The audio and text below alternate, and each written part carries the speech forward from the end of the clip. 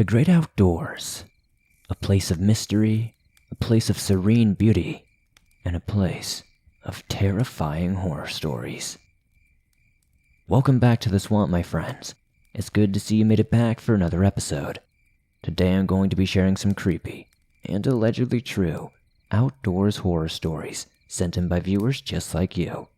As always, if you have a story that you would like to share in a future video, be sure to submit it at swampdweller.net or the email you can find in the description down below. I'd love to share your story with everyone here in the swamp. It's stories like yours that help me keep this show going on a daily basis. Now, without further ado, let's get into these creepy and allegedly true outdoors horror stories that'll keep you away from the woods.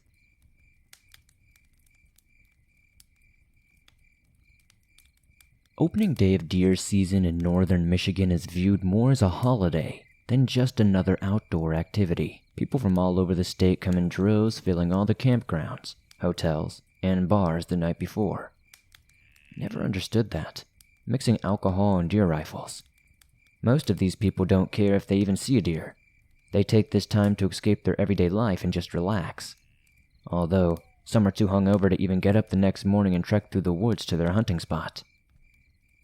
Our family is fortunate. We have resided in the small town of Grayling, Michigan, since the early 1930s. We have a couple hundred acres of land that is used primarily for farming and hunting. There are whitetail mounts displayed in our homes that can attest to how fruitful our land is. We used to get together the night before opening day and partake in several intense poker games. Additionally, we would take this time to do some last-minute strategizing and go over our gear by doing a mental checklist. Our opening day gathering spot was held at our family cabin that is set deep in our woods on our property.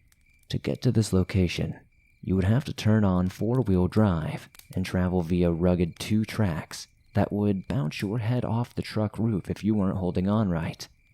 Concussions aside, it is a very beautiful location. The cabin consists of 1 bedroom and 2 bathrooms, with a pair of bunk beds in each, and a pull-out couch in the living room. The main living area is an open concept space with the living room, kitchen, and dining room connected.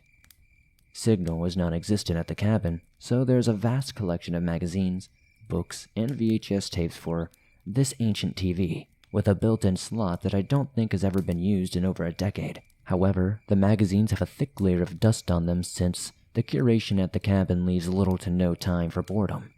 Unfortunately, this was not the case a couple years back.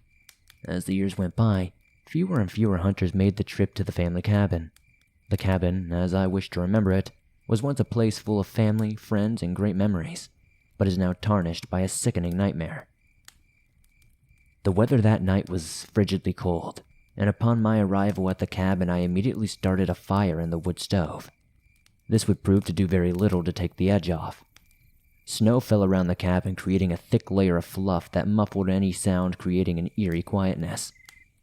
I remember standing over the fire, cooking a can of soup that sat upon the stove. Next to it, a pot of water was boiling to make up a cup of hot chocolate. I knew I was going to be here for only 1 night, but I remember feeling especially lonely. This was because for the first time in camp history, only 1 person was staying in the cabin that November night. My family all had something else going on. My dad had started a new job that had him working the next morning. Although he did not mind, because it was a great step up from his previous job, my uncle and cousins were going to hunt at another location that was over an hour away, which meant they would have to get up around 3 a.m. just to make the drive to their hunting blind. I didn't blame them for wanting to sleep a little bit longer. So there I was with my tin can meal, walking over to the broken VHS tape and just trying to get something to work so I had some entertainment. Giving up, I saw something standing outside the front window looking in at me. I nearly flipped backwards trying to get away, bumping into the dining room table. I refocused all my attention on the front window, but there was nothing. I could have sworn I saw a dark figure standing outside. I chalked it up to the snow falling a certain way and possibly a small case of cabin fever. I turned on every light in the cabin, not wanting to see outside any longer. I did not want to risk being fooled again by my overactive imagination. I was a third of the way through my movie with an empty can of soup and a half-drunk cup of hot chocolate in front of me on the carved wooden table. Sprawled out on the dining room table and the chairs were my hunting clothes and gear. I had cleaned my rifle earlier in the night and leaned it in the corner of the room by the head of the couch, just a couple of feet away from where I was sitting. The movie had ended, and I had laid there, staring at the ceiling, when a new wave of horrific emotions came over me. I was being watched. I was scanning the windows, trying to figure out where the hollowed stare was coming from, when I saw it. Across the living room, my great-grandfather's prize deer mount hung just above the entertainment center and was supposed to be facing the back of the cabin, but was looking right at me. I started to scream as its neck made a series of popping noises that sounded like bones and flesh tearing from their joints. The monstrosity began to look me up and down. Another loud pop erupted from the room as the animal's lower jaw fell to the floor, creating a loud thud and sending teeth flying all over the wooden floor. When I thought my screams couldn't get any louder, I jolted up from the couch, covered in sweat. It had been a dream. I sat there with my heart beating through my chest. I looked over at the clock on the microwave to see that it was 3 o'clock in the morning. The deer mount across the room was looking in its proper direction, but I did not care to stare at it for more than just a couple of seconds to ease my worries. I stood up feeling like I was being watched still, which was to be expected after a nightmare as hellish as that. The fire in the stove had burned down to just glowing coals, so I got it going up again. I went over to the sink to fill the pot full of water to prepare coffee for my morning hunt that would begin in just a couple of hours. Halfway through filling the pot, I heard a sound that made my heart skip a beat. The floorboard behind me creaked, and with it came the vibration of a footstep. I was frozen where I stood. I did not know whether to run or turn around. I thought maybe I could try to do some sort of spin move to get away from whatever it was. I worked up the courage to slowly turn around, but there was nothing there. At this point, I was thoroughly spooked. No, in fact, I was straight up terrified. Between the figure outside that I had tried to convince myself was not real, the horrifying nightmare, and now the sensation of someone standing right behind me, I knew I wanted to leave. I told myself that there was only a few more hours until I would make the journey to my deer blind, and an hour or so that would bring the security of daylight. Then it hit me, a thought that hadn't crossed my mind. I was supposed to leave the cabin and walk through the darkness of the forest. This sent shivers down my spine. I would have my rifle with me for protection, but this still didn't put my mind at ease. What I was dealing with did not feel natural.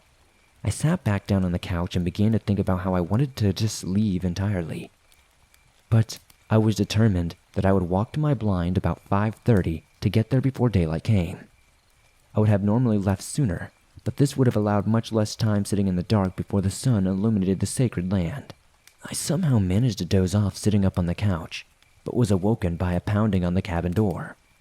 This erupted me in some sort of fear I've never experienced before. I stood there staring at the door waiting for another dreadful knock. Instead, my dad's deep voice came booming from the opposite side of the door.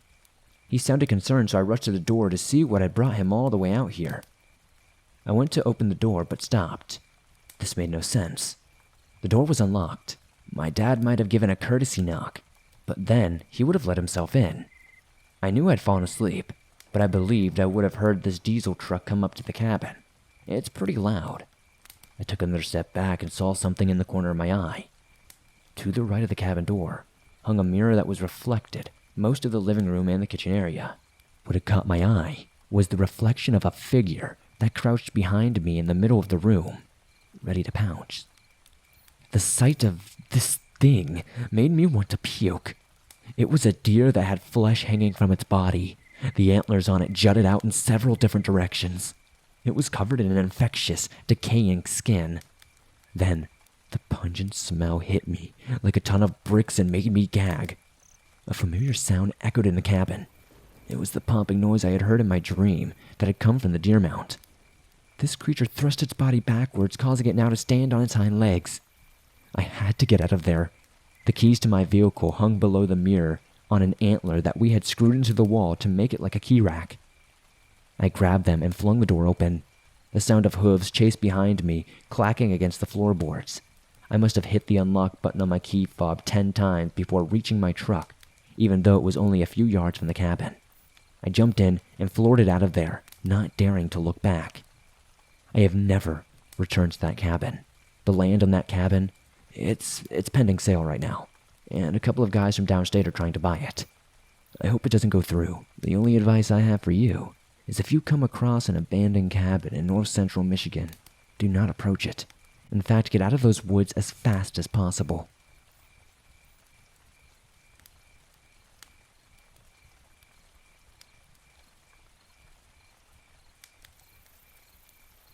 Not many people believe me when I tell this story, and I understand why, but I will always know the truth.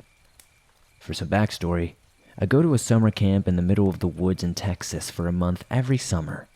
I've been going there since I was around 6 years old, so I know my way around very well. And this camp has been open since the 1930s, so it's a bit spooky.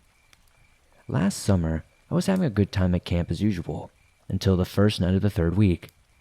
I woke up at around 2:30 to hear some weird whispers. It's kind of hard to describe. At first, like anyone else, I was thinking it was my cabin mates. I told them to shut up, and that seemed to work.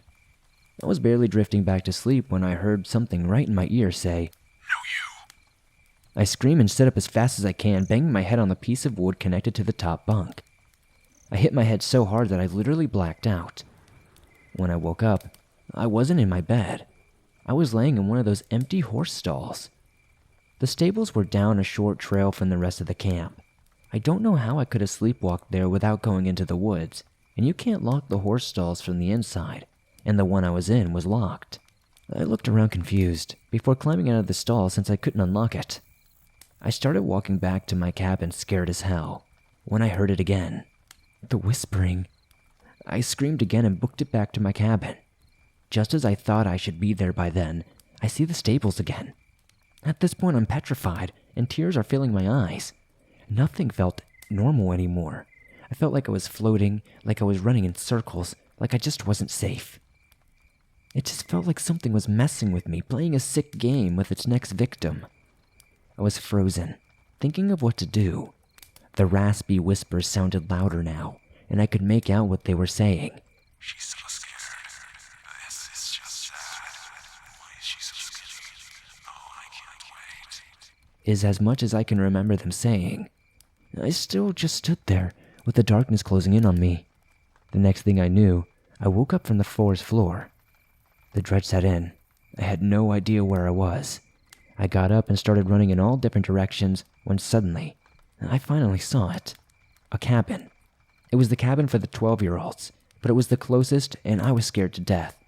I got to the door, banged on it once, then blacked out again. I woke up the next morning in the nurse's station, and I told everyone my story. And nobody believed me, of course. But I know what happened that night. The weird thing is, the stall I was in, it was locked and you could see my bare footprints going away from the stables, then stopping, but no prints going to the stables. What do you think? Please help me figure out what happened, because I love this camp, but I don't know if I'll be going back this year.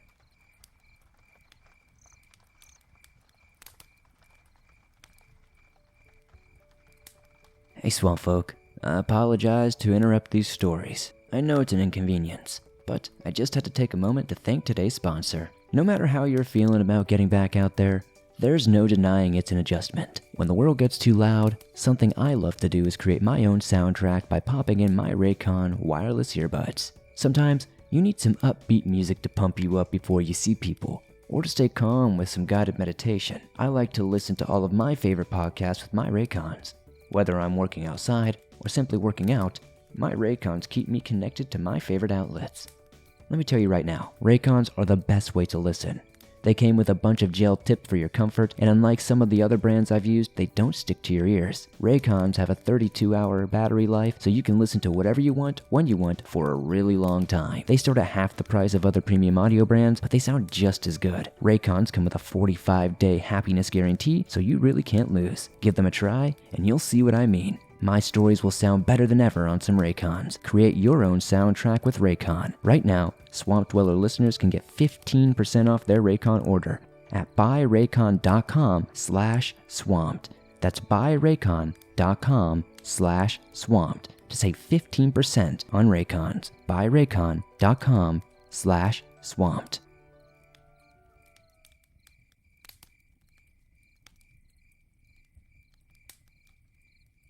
Hi, my name is Amber, and I have a short story. I was out camping in the state of Arkansas not far from home with my boyfriend. I'll call him B. We set out on a camping trip to the river, where we camp out by the water on the sandbar. We brought along his son, who I will call Z for the story. We decided to take our dog Nimbus for protection since he's a big dog and scares people and animals away. As we already set up our tent and got a fire going, Z and Nimbus were running down the side of the water, and both my boyfriend and I were casting out fishing poles enjoying the sunset. Z had whined about being hungry, and I began to set my pole down so I could walk over to our cooler and get a pack of hot dogs and such so he could eat them with some bread. Hours go by, and my dog Nimbus was laying down falling asleep, when all of a sudden his nose points up into the air, sniffing intently. Something both myself and my boyfriend noticed. Z, being a kid, did not seem to care and continued to play by the water. B had commented something along the lines of it must be a wild hog or coyote nearby. I, on the other hand, had gotten a very uncomfortable reaction.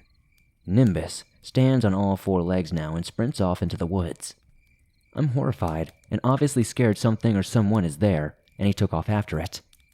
My dog is a Great Pyrenees and a pit bull mix, only a year and a half, standing at 5 foot tall on his back legs. Never, ever has he been aggressive or even uneasy around anyone. But for some reason, something sent him into a frenzy, and he started barking and howling.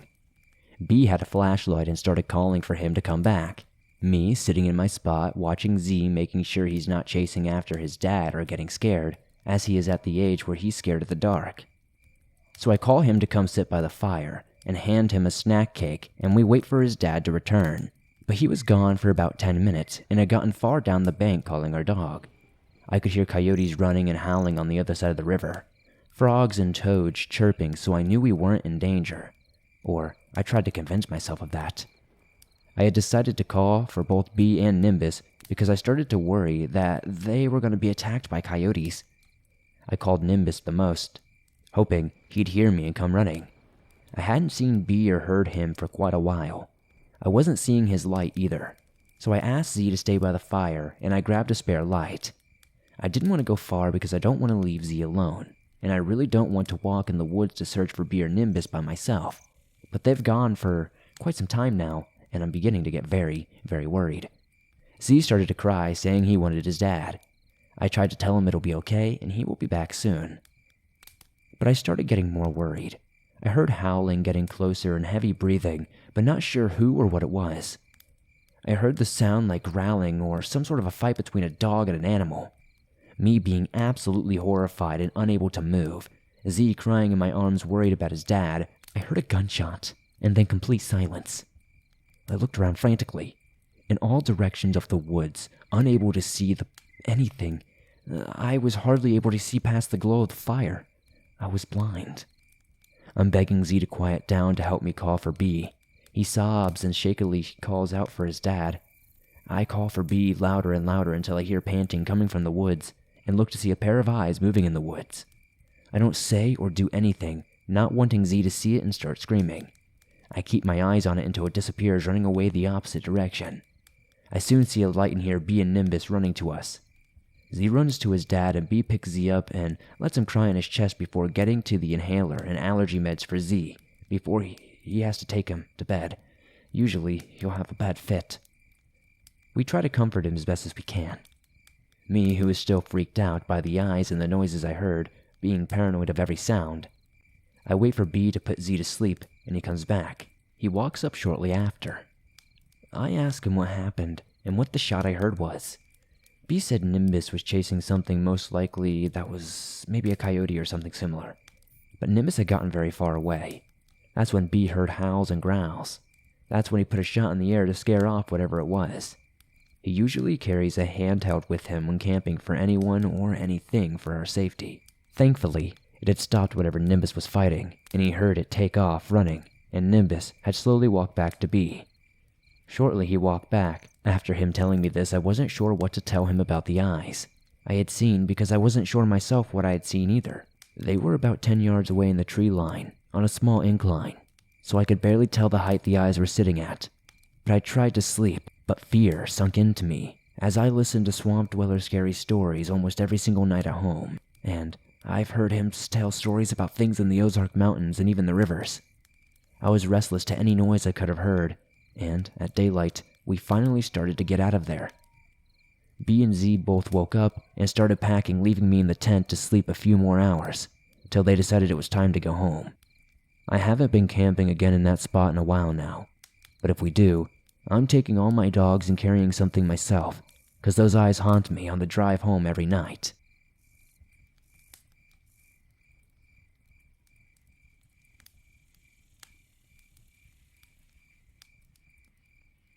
My great-grandmother owned 28 acres in rural Kentucky. She left 14 acres to my Aunt Ruth and 14 acres to my Gram. My Gram left her land and her house to my husband and me. My experience happened before my husband and I ever met. About 8 years ago, I was out in the woods behind our house with my ex-boyfriend and my friend. We were exploring and just hanging out. Sometime during our escapade, I split from them and went off on my own. I know my land well as I grew up here, so I headed for a clearing. I thought it would be a kind of a nice way to relax. The clearing in question is close to the edge of the woods, and you can even make out the back of my barn if you look hard enough. When I cleared the trees, I immediately felt like I was being watched. It was so sudden and so intense. I stopped in my tracks. Some part of my mind was in control, but it didn't feel like me, if that makes any sense. The part that was in control of me turned around, so I'd face the way I just came, slowly, and not to make a sound. When I turned, I didn't see anything right away, just the forest I came out of, and what looked like a downed tree off to the left. But my head told me to move slowly out of the woods. To do that, I'd have to pass the downed tree, as the path out of the woods runs that way. For some reason, I really did not want to do this. My body started telling me not to move. I eventually forced my way down the path, moving my body towards the path, towards the tree that I really was terrified of, keeping my eye on it the entire time. But the closer I got to it, the less the tree looked like a tree. Finally, I was in front of it. About 10 feet away, I noticed it definitely was not a tree. It was an impossibly large wolf-like creature, and it was staring right at me. It was lying down with its head on its paws, and it was just massive. I wanted to scream and run right then and there, but my mind would not let me. It told me to be as quiet as possible and as slow as I could.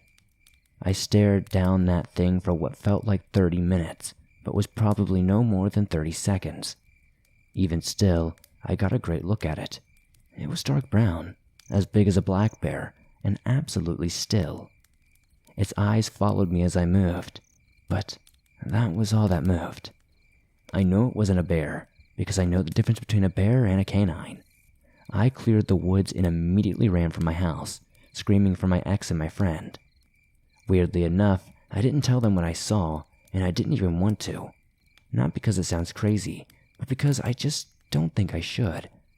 About 5 years later, so 3 years ago, I was hanging out with my cousin, and I had the sudden urge to tell her what happened.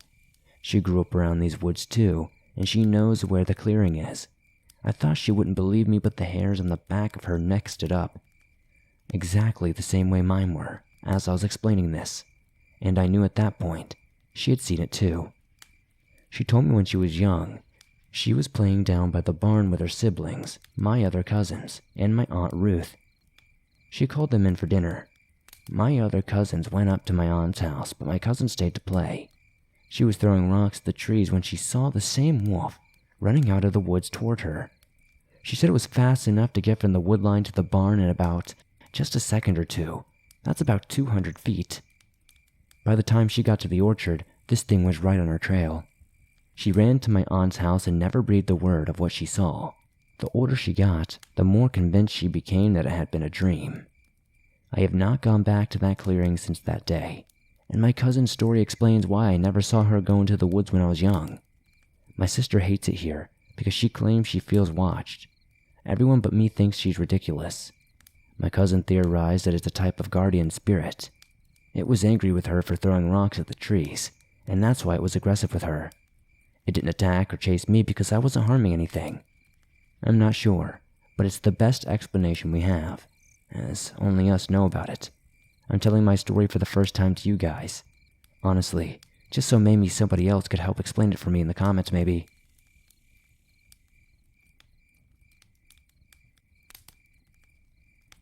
Thanks for listening to these creepy and allegedly true outdoors horror stories sent in by viewers just like you. If you enjoyed these stories, please be sure to hit that like button as it helps me out a ton. The more likes this episode gets, the more YouTube promotes it in the algorithm, and that's incredibly helpful to the show. If you're listening to this on iTunes or another podcast platform, please be sure to give this a 5-star rating as that helps us a ton over there. If you're new to the swamp, why not join us by hitting that subscribe button and turning on notifications to never miss a new upload, as I upload them nearly every single day on all things natural and supernatural. If you have a story that you would like to share in a future episode, be sure to send it in at swampdweller.net. I'm always looking for more scary stories from the woods and other places. If you're on the go, but don't have YouTube Premium, and still want to listen to your favorite scary stories from the swamp, you can download them absolutely free from iTunes, Spotify, Stitcher Radio, and just about anywhere else you find your favorite podcast online. It's absolutely free and always will be. If you would like to support the swamp outside of hitting that like button, subscribing, and maybe giving us a 5-star rating on iTunes, check out our merch store. I've got t-shirts, hoodies, and more, and I'd love to see you guys wearing some cool swamp threads. Come join me on Instagram, Twitter, and Facebook, and I'll see you guys soon with another creepy video.